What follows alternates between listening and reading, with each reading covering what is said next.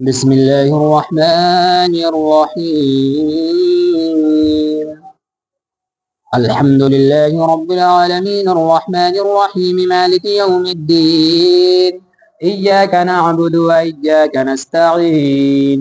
اهدنا الصراط المستقيم صراط الذين أنعمت عليهم غير المغضوب عليهم ولا الضالين.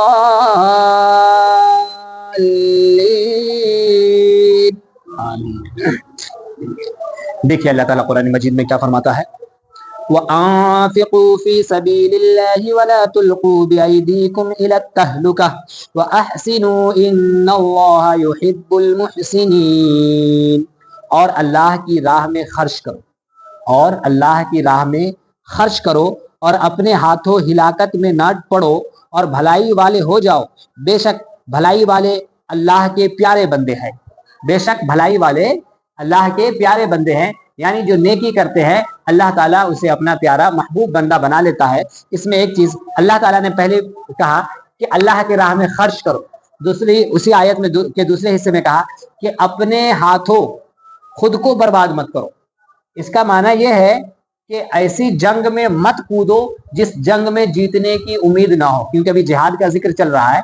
ایسی جنگ میں مت کودو جس سے جیتنے کی امید نہ ہو، جس میں یقین ہو کہ نہیں مر ہی جانا ہے۔ ظاہر سی بات ہے جہاں پہ 1,00,000 بندہ ہو وہاں پہ آپ 100 آدمی جائیں گے تو آپ کا تو پھر کچھ بننا ہے نہیں۔ یا پھر دوسری بات یہ ہے کہ جہاں پہ گولی بندوق کا زمانہ ہے آپ تلوار لے کر چلے جائیں، تو پھر یہ خود کو اللہ تعالیٰ ایسی چیزوں سے منع فرمایا۔ اللہ تعالیٰ نے تو جنگ کی آگے پڑھیں گے سورۃ توبہ وغیرہ میں تو اس کی ایک ترتیب بتائی ہے کہ اس طرح سے جنگ کرو اور خود کو اپنے اس طرح سے ہوشیار بنو اور خود کو اس طرح سے مضبوط کرو۔ خیر دوسری بات یہ اس میں یہ ہے کہ آپ ایسا کام مت کریں جس کی وجہ سے آپ کا جانی یا مالی نقصان ہو۔ اللہ تعالیٰ نے کہا کہ اپنے ہاتھوں اپنی ہلاکت کو نہ بلاؤ، سمجھ رہے نہیں؟ تو کوئی بھی ایسا کام مت کریے جس سے آپ کا مال کا نقصان ہو یا آپ کی جان کا نقصان۔ آگے دیکھیے، وَأَتِمُّوا الْحَجَّ وَالْعُمْرَةَ لِلَّهِ فَإِنْ أُحْصِرْتُمْ فَمَا اسْتَيْسَرَ مِنَ الْهَدْيِ وَلَا تَحْلِقُوا رُؤُوسَكُمْ حَتَّى يَبْلُغَ الْهَدْيُ مَحِلَّهُ فَمَا كَانَ مِنكُمْ مَرِيضًا أَوْ بِهِ أَذًى مِّن رَّأْسِهِ فَفِدْيَةٌ مِّن صِيَامٍ أَوْ صَدَقَةٍ أَوْ نُسُكٍ فَإِذَا أَمِنتُمْ فَمَا تَمَتَّعَ بِالْعُمْرَةِ إِلَى الْحَجِّ فَمَا اسْتَيْسَرَ مِنَ الْهَدْيِ فَمَن لَّمْ يَجِدْ فَصِيَامُ 3 أيام فِي الْحَجِّ و7 إِذَا رَجَعْتُمْ تِلْكَ 10 كَامِلَةٌ ذلك لمن لم يكن أهله حاضر المسجد الحرام واتقوا الله واعلموا أن الله شديد العقاب۔ اللہ تعالیٰ نے فرمایا اور حج اور عمرہ اللہ کے لیے پورا کرو، حج کرو اور عمرہ کرو اللہ کے لیے۔ اگر اللہ تعالیٰ نے آپ کو اتنی دولت دی ہے جس کی وجہ سے حج فرض ہو جائے تو آپ پر حج واجب فرض ہو گیا، ہر حال میں آپ کو حج کرنا ہے اور عمرہ کرنا ہے۔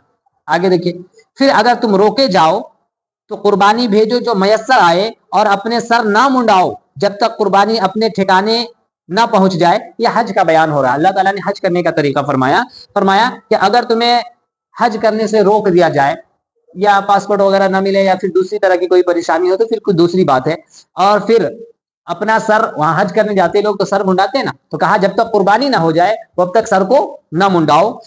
پھر جو تم بیمار ہو یا اس کے سر میں کچھ تکلیف ہے تو بدلہ دے روزے یا خیرات یا قربانی۔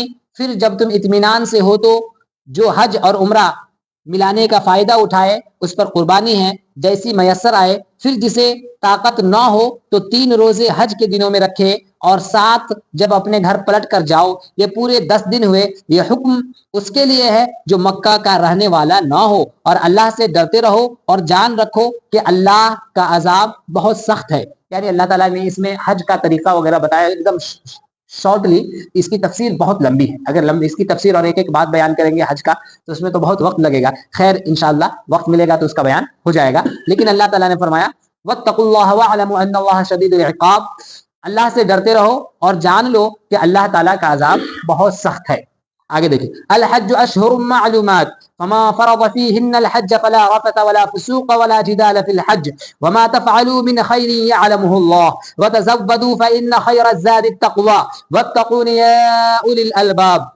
حج کے کئی مہینے ہیں جانے ہوئے، تو جو ان میں حج کی نیت کرے تو نہ عورتوں کے سامنے صحبت کا تذکرہ ہو، نہ کوئی گناہ، نہ کسی سے جھگڑا حج کے وقت تک، اور تم جو بھلائی کرو اللہ اسے جانتا ہے، اور توشہ 7 لوگ کے سب سے بہتر توشہ پرہیزگاری ہے، اور مجھ سے ڈرتے رہو اے عقل والو۔